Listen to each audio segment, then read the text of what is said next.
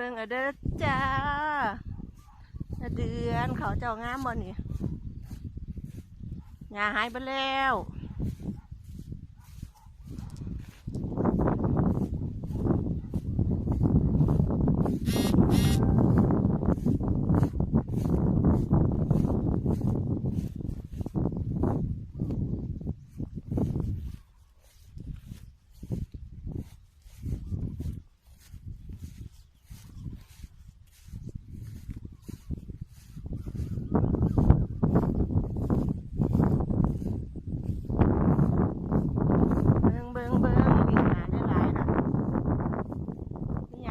เดี๋ยวนี้เบิ่งเอา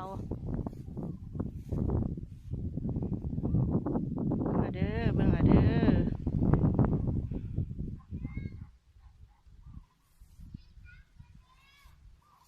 ฮะ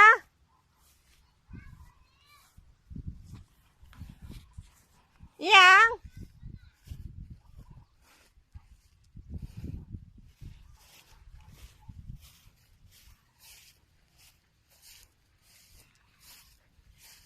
เบิ่งเอาเด้อ